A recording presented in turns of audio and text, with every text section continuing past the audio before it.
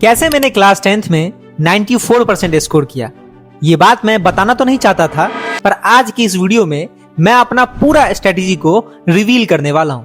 तो इस वीडियो को तुम लास्ट तक देखना ताकि बीच में कोई स्टेप तुम मिस ना कर जाओ, जिससे तुम 90% प्लस स्कोर करने से चूक जाओगे। सबसे पहले आगे बढ़ने से पहले मैं तुम्हें अपना मार्कशीट दिखा देता हूं ताकि तुम्हें रियलिटी का महसूस हो जाए। सबसे पहले तुम मार्कशीट देखो। तो जैसा कि तुम्हें स्क्रीन पे मेरा मार्कशीट दिख रहा होगा, मैंने इंग्लिश में 91 स्कोर किया है, हिंदी में 91 स्कोर किया है, मैथमेटिक्स जो कि मैंने बेसिक ले रखा था उसमें 99 स्कोर किया है, साइंस में 91 स्कोर किया है और सोशल साइंस में 96 स्कोर किया है। ओवरऑल पूरे नंबर बना के मुझे 468 आ रहे थे, जो कि 94% बनता है, 93 पॉइंट कुछ परसेंट बनता है, जो ओवरऑल मिला के 94% हो जाता है। और आज की इस वीडियो में मैं तुम्हें एग्जैक्ट रोड मैप और स्ट्रेटेजी देने वाला हूं, जिसको अगर तुम अभी से फॉलो करोगे तो तुम भी अपने एग्जाम में 90% प्लस स्कोर कर सकते हो। मैं तुम्हें यह फील नहीं करवाऊंगा कि तुम 98% स्कोर करोगे, पर मेरी स्ट्रेटेजी को फॉलो करके ये मैं 100% कह सकता हूं कि तुम 90% प्लस स्कोर करोगे, और ये पॉसिबल है, ये मैंने करके देख लिया है। मैंने इस पेपर पे कुछ पॉइंट्स लिखा है, बारी बारी में इस पॉइंट्स को डिस्कस करूंगा और उसके बाद तुम्हें बताता हूं। सबसे पहला पॉइंट है कंप्लीट सिलेबस इन 4 मंथ्स। जैसा कि अभी जुलाई चल रहा है, आज 13 जुलाई है और वीडियो 1 या 2 दिन में डल जाएगा। आज जैसे कि 13 जुलाई है, तुम सोच के चलो आज 20 जुलाई, ठीक है। 20 जुलाई से अगर तुम ये पहले वीडियो देख रहे हो, तुम्हारे पास 4 मंथ्स है। टाइम तो तुम्हारे पास इससे ज्यादा भी है, पर तुमको सोचना है मेरे पास 4 मंथ्स का एक स्ट्रेटेजी होना चाहिए। मैंने अपने टाइम पे यही किया था, मैंने अपने सिलेबस को बहुत ही जल्दी कंप्लीट कर रखा था। मेरा टारगेट ही यही होता है कि अगर मैं किसी चीज के लिए तैयारी कर रहा हूं, उसका सिलेबस जो है वो जल्द से जल्द कंप्लीट कर दूं, ताकि उसका रिवीजन ज्यादा से ज्यादा कर पाए। तो मैंने क्या किया कि जैसे कि तुम सोच लो कि अगस्त, सितंबर, अक्टूबर, नवंबर तक तुम अपने पूरे सिलेबस को गो थ्रू कर दो, एक बार अच्छे से पढ़ लो। इसमें मैं तुम्हें यह नहीं बोलूंगा कि तुम नवंबर तक में पूरे चैप्टर को याद कर लेना, पूरे चैप्टर तुम्हें याद होने ही चाहिए, मैं ऐसा नहीं कह रहा हूं। मैं तुम्हें बोल रहा हूं कि तुम सारे चैप्टर को ओवर थ्रू कर लो, गो थ्रू कर लो, ताकि सारे चैप्टर का कंसेप्ट, स्ट्रेटेजी, तरीका, न्यूमेरिकल्स, जितने भी क्वेश्चंस आएंगे वो तुम्हें नए नहीं लगने चाहिए। तुम एक बार उस चीज को पढ़ लोगे, नोट्स बना लोगे, फिर उस नोट्स के अलावा तुम्हें दूसरी जगह कहीं भी नहीं आना है। अब तुम मुझसे पूछोगे कि हम सिलेबस कंप्लीट कैसे करें। तो फॉर एग्जांपल, अगर मुझे साइंस में चैप्टर्स हैं 13 चैप्टर्स, सबसे पहले क्या करना है, तुम्हें मैथ्स के चैप्टर लिखने हैं कि टोटल चैप्टर्स कितने हैं, फिर साइंस के टोटल चैप्टर्स लिखने हैं, फिर सोशल साइंस के टोटल चैप्टर्स लिखने हैं, फिर इंग्लिश के टोटल चैप्टर्स लिखने हैं, फिर हिंदी के टोटल चैप्टर्स लिखने हैं। तुम्हें पूरा चैप्टर्स लिखना है कि मेरे पास टोटल चैप्टर्स कितने हैं और मेरे पास टोटल डेज कितने हैं। अब मेरे पास जैसे कि 4 मंथ्स ले रहे हैं, तो 4 दिया 120, हम अप्रोक्सीमेट मान के चलेंगे कि हमारे पास 120 दिन है। अब तुम 120 दिन को उस टोटल चैप्टर से डिवाइड कर दो, तुम्हें एक ओवरऑल रफ आइडिया मिल जाएगा कि मुझे एक दिन में इतना चैप्टर्स कंप्लीट करना है।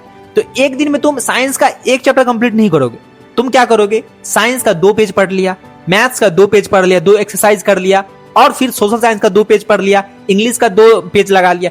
इससे क्या होगा कि ओवरऑल तुम्हारा एक दिन में 1 से 1.5 चैप्टर कंप्लीट हो जाएगा। इससे क्या होगा कि थोड़ा थोड़ा चैप्टर हर सब्जेक्ट आगे भी बढ़ रहा है और तुम्हारा सिलेबस भी धीरे धीरे कंप्लीट हो रहा है। जैसे कि साइंस कंप्लीट ओवरव्यू, मतलब ओवरव्यू ले लेना है क्या है क्या नहीं है। जैसे कि देखो, इंग्लिश और हिंदी मिस मत करना। बहुत सारे बच्चे क्या करते हैं ना, इंग्लिश और हिंदी मिस कर जाते हैं और लास्ट में जाकर उसका प्रैक्टिस करते हैं, सोचते हैं कि इंग्लिश में अच्छा नंबर जाए। तुम ये सोचो, तुम्हारे लिए साइंस भी उतना ही नंबर का है, तुम्हारे लिए मैथ्स भी उतना ही नंबर का है, और तुम्हारे लिए इंग्लिश और हिंदी भी उतना ही नंबर का है। ऐसा तो नहीं है कि इंग्लिश और हिंदी का स्कोरेज कम है या कम मार्क्स से क्वेश्चन पूछते, नहीं, सब इक्वल है। तो हमें इक्वल योगदान देना पड़ेगा। हाँ, थोड़ा सा टाइम कम देंगे उसके ऊपर, पर ध्यान हमें पूरा देना है। राइटिंग स्किल्स को तुम अभी से प्रैक्टिस करो। अगर तुम ये लास्ट में जाके रट लोगे कि अगर बुखार पे पूछ देगा कि बुखार पे एप्लीकेशन लिखो, ये एप्लीकेशन छोटा मोटा, अभी तक तुम छोटा मोटा एप्लीकेशन पढ़ रहे होगे, पर अभी से अगर हफ्ता में 1-2 दिन भी अगर तुम प्रैक्टिस करते हो, अपने राइटिंग स्किल्स को इंप्रूव करते हो, तब एग्जाम में तुम्हें कोई भी पूछेगा, कुछ भी पूछेगा, तुम अपने मन से उसको लिख सकते हो। राइटिंग स्किल्स इतना मैटर करता है। तुम्हें तो सबसे पहले इंग्लिश का जैसे कि समरी हम पढ़े, उस चैप्टर को हम समझ गए, उस चैप्टर के क्वेश्चन आंसर को हम अभी तक याद करते आ रहे थे। अब हमें याद नहीं करना है, अब हमें उस चैप्टर को समझ लेना है और अपने मन से एग्जाम में लिखना है, अपने वर्ड्स को लिखना है। इससे क्या होगा कि समरी किसी भी इंसान को 10 से 15 मिनट के यूट्यूब पे इतने अच्छे अच्छे लेक्चर डले हुए हैं, 10 से 15 मिनट में तुम एक चैप्टर को बढ़िया से समझ लोगे। अब बढ़िया से समझ लेने के बाद जो प्रीवियस ईयर में उस चैप्टर से क्वेश्चन पूछा गया है, तुम उस चैप्टर पे जाओगे और उसके बाद तुम आराम से अपने वर्ड्स के अकॉर्डिंग तुम उसको लिखना स्टार्ट कर दोगे। और फिर बाद में तुम एनालाइज करोगे कि तुमने उस चीज को सही लिखा या नहीं लिखा, क्योंकि आंसर भी डले हुए रहते हैं। तुम उसका भी आंसर देखो, तुम अपना भी आंसर देखो, उसके बाद दोनों में कंपैरिजन करो तो तुम खुद समझ जाओगे तुम कितना सही लिख रहे हो, कितना गलत लिख रहे हो। और जहां पे कुछ गलती आ रही होगी वहां पर तुम उस चीज को इंप्रूव कर लेना। सेम इसको हिंदी में भी अप्लाई करेंगे। हिंदी में भी हम समरी को समझेंगे, क्वेश्चन आंसर को याद नहीं करेंगे, हम समरी समझ लेंगे। फिर जितने भी क्वेश्चन आंसर रहेंगे, जितना भी प्रैक्टिस क्वेश्चन रहेगा, उसको हम खुद से लिखेंगे, खुद से प्रैक्टिस करेंगे। और ग्रामर सेक्शन को भी अलग से एक बार सही से पढ़ लेना है। टेंस हो गया, नरेशन हो गया, वॉइस हो गया, हर चीज को सही तरीके से पढ़ लेना है ताकि तुम्हें कहीं भी दिक्कत ना रहे। उसके बाद मैथ्स का बात करें तो हमें पूरा एनसीईआरटी पे अपना फोकस रखना है। इस टाइम में तुम्हें कोई भी कह दे कि आर डी शर्मा पढ़ना है, आर एस अग्रवाल पढ़ना है, तुम अपना ध्यान को डिस्ट्रैक्ट मत करना, क्योंकि एनसीईआरटी ही एक बेस्ट मेथड है। जैसा कि मैंने स्टार्टिंग में ही कहा, तुम अपना स्ट्रेटेजी बना लेना कि टोटल चैप्टर्स कितने हैं और टोटल टाइम मेरे पास कितना है, उसको डिवाइड कर देना और अपने अकॉर्डिंग एक फिक्स्ड शेड्यूल बना देना। अगर तुम चाहते हो कि तुम्हारा शेड्यूल भी मैं ही बना के दूं तो तुम मुझे कमेंट में करके बताओ, मैं शेड्यूल बना के दूंगा और एक टाइम टेबल भी बना के दूंगा जो तुम्हारे लिए रियलिस्टिक होगा। कोचिंग को मैनेज करके, स्कूल को मैनेज करके, उसके अलावा तुम अपना सेल्फ स्टडी के लिए टाइम कैसे निकालोगे, अपने इंटरटेनमेंट के लिए टाइम कैसे निकालोगे, उसको सब कुछ क्लियर करके मैं तुम्हारे लिए टाइम टेबल और स्ट्रेटेजी बनाऊंगा। उसके बाद अगर हम नेक्स्ट बात करें तो एक बात मैं क्लियर कर देना चाहता हूं। एक दिन में अगर हम जैसे कि मैथ्स का हम ले रहे हैं 2 एक्सरसाइज, हमारा टारगेट होना चाहिए कि मैथ्स में आज हम 2 एक्सरसाइज कंप्लीट करेंगे। एक एक्सरसाइज एक साथ तुम्हें 2 चैप्टर्स को लेकर चलना है। मैथ्स के एक साथ तुम्हें 2 चैप्टर्स को लेकर चलना है। अगर एक चैप्टर अगर नंबर सिस्टम ले रहे हैं तो एक चैप्टर हम मेंसुरेशन वाला ले लेंगे। इसमें क्या होगा, एक एक्सरसाइज तुम हल्का वाला बनाना और एक एक्सरसाइज तुम टफ वाला बनाना। और यूट्यूब पे 10th क्लास का पूरा सिलेबस डाला हुआ है, पूरा सॉल्यूशन डाला हुआ है। तुम्हें ये सोचने का जरूरत ही नहीं पड़ना चाहिए कि मैं पढ़ूंगा कहां से, अगर ये क्वेश्चन मुझे नहीं आ रहा है तो मैं बनाऊंगा कैसे। डायरेक्ट तुम्हें यूट्यूब पे जाना है, उस एक्सरसाइज को सर्च करोगे, ऑटोमेटिक तुम उस चीज को समझने लगोगे। और एनसीईआरटी में भी हर क्वेश्चन अलग लेवल का है, तो तुम्हें ये भी नहीं सोचना है कि मुझे क्वेश्चन बन नहीं रहा है। तुम फर्स्ट बार कोई चीज को सीख रहे हो तो नॉर्मल सी बात है, वो क्वेश्चन बनाने में तुम्हें दिक्कत आएगी, तुम्हें परेशानी आएगी, तो उससे डरना नहीं है, उसको समझना है। हाँ, एक बार जब उस क्वेश्चन को समझ गए तो दूसरी बार उस क्वेश्चन में गलती नहीं होना चाहिए। इस तरीके से उसको रिवाइज कर लेना चाहिए, दिमाग में फिट कर लेना चाहिए। तो ऐसे ही करके तुम्हें करना है। एक मैं स्ट्रिक्ट बात कहना चाहता हूं कि डोंट डिपेंड ऑन स्कूल या कोचिंग। स्कूल पे ना तुम टोटली डिपेंड मत होना। स्कूल अपने अकॉर्डिंग चलता है, वो अपने अकॉर्डिंग सिलेबस कंप्लीट करेगा। तुम्हें अगर टॉपर बनना है तो तुम स्कूल के अकॉर्डिंग मत चलो, तुम एक अपना स्ट्रेटेजी रखो और उस स्ट्रेटेजी के अकॉर्डिंग फॉलो करो।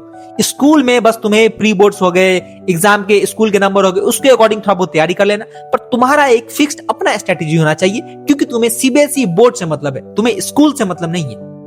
यहां पर तुम्हें सीबीएसई बोर्ड के अंदर स्कोर करना है, स्कूल के अंदर स्कोर नहीं करना है। तो तुम्हें एक अपना स्ट्रेटेजी रखना। और कोचिंग पे भी अगर तुम्हारा मेंटर जो तुम्हें कोचिंग करवा रहा है वो अगर सही स्ट्रेटेजी दिया है, सही तरीका में, सही फ्लो में अगर सिलेबस को जल्दी जल्दी कंप्लीट करवा रहा है, तब उसके अकॉर्डिंग चलना। अगर वो भी ऐसा नहीं चल रहा है तो उसको भी स्किप कर दो और ऑनलाइन ट्यूशन पढ़ो। ऑनलाइन क्लासेस यूट्यूब पे इतने सारे डले हुए हैं, वहां पर जाके पढ़ो। और यही अगर ऑनलाइन समझ नहीं आ रहा है तो सेल्फ स्टडी करो, पर अपने टारगेट को इस 4 मंथ के अंदर ही तुम सोचना कि जल्दी से जल्दी कंप्लीट करके रखना है। नेक्स्ट अगर हम बात करें तो चलते हैं साइंस के ऊपर। साइंस में सबसे पहला काम करना है कि एक चैप्टर का सबसे पहले तुम्हें कंप्लीट वन शॉट देखना है। वन शॉट में बहुत सारे टीचर्स के डले हुए हैं, तुम्हें सबसे पहले थोड़ा थोड़ा डेमो देख लेना है और जिस टीचर का तुम्हें बेस्ट लग रहा है तुम उसका जाके पढ़ सकते हो। और नहीं इसमें भी तुम्हें कंफ्यूजन आ रहा है तो मैं इसके ऊपर भी वीडियो डाल दूंगा किस टीचर के वन शॉट बेस्ट है क्लास 10th के लिए। नेक्स्ट तुम्हें उस चैप्टर को जब तुम वन शॉट कर लोगे उसके बाद तुम्हें रिवाइज करना है, उसके डायरेक्ट बाद तुम्हें क्वेश्चन आंसर नहीं करना है। उसके बाद जैसे कि वन शॉट देखे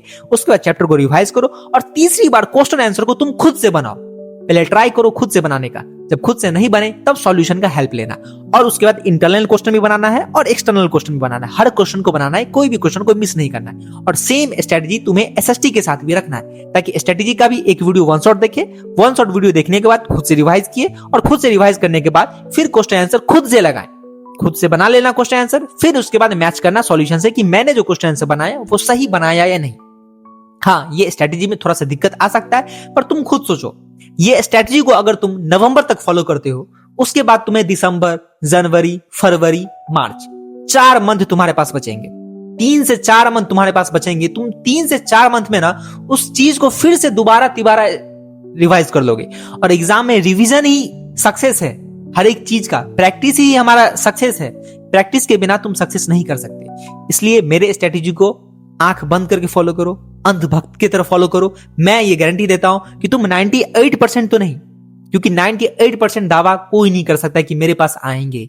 ये बच्चे का मेहनत पे डिपेंड करता है। पर मैं इतना डिपेंड करता हूं कि 90% प्लस तुम स्कोर जरूर करोगे। और 90% प्लस स्कोर करना ये कोई खराब बात नहीं है, ये बहुत ही अच्छा परसेंटेज है।